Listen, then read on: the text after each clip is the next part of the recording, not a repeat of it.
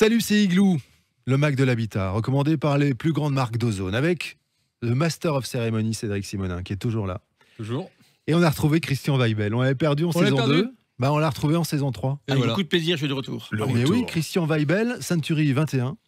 Et avec vous aujourd'hui, on a décidé de parler des assemblées générales en copropriété dans cette période un peu particulière, parce que tout a changé avec le Covid. Je vous laisse en débattre tous les deux. Et si jamais il y a une question qui me vient, j'interviens. Attention. Oui, la période Covid a imposé une organisation différente des assemblées générales en copropriété. Il était important là d'échanger parce que ça a été l'objet de beaucoup de questions de nos auditeurs. Alors, je dis, on va traiter le sujet. Christian, première question. Il était à un moment question de pouvoir voter via le digital. Qu'est-ce qu'il en est aujourd'hui ?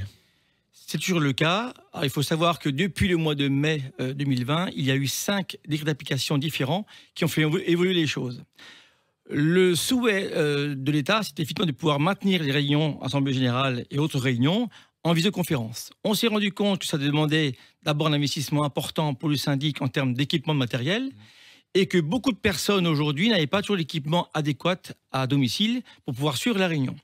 Donc, cette application s'est mise en place de manière très ponctuelle et on a plutôt préféré faire des visioconférences avec une prestation particulière avec un éditeur de logiciels et de pouvoir travailler en parallèle avec des procurations ou des ordres du jour validés par les gens chez eux qui nous ont envoyés par la poste ou par mail.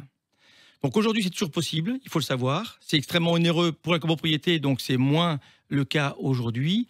Mais on a souvent aujourd'hui un mix des deux, où les gens peuvent nous suivre par visioconférence chez eux, mais ils auront donc au préalable transmis la procuration pour qu'on puisse voter en leur nom. Et on leur a transmis au dos de cette procuration toutes les questions de l'ordre du jour. Et ils ont la possibilité donc de répondre à côté s'ils votent pour ou contre, ou des remarques écrites. Est-ce qu'il y a un traitement différent, que ce soit une copropriété de 20 lots ou de 100 lots, ou est-ce qu'on est dans la même démarche ? Alors aujourd'hui, il y a une nouveauté, on en parlera une autre émission, au-dessus de 5 lots, mais à partir de 6 lots jusqu'à 100 lots ou 250 lots, c'est la même démarche malheureusement aujourd'hui, puisque en cas de Covid, comme c'est le cas encore actuellement, on n'a pas de salle aujourd'hui assez grande pour accueillir toutes les personnes. Aujourd'hui, depuis maintenant fin juillet 2020, on peut accueillir de nouveau les clients dans nos salles de conférence, de réunion, avec bien sûr le port du masque.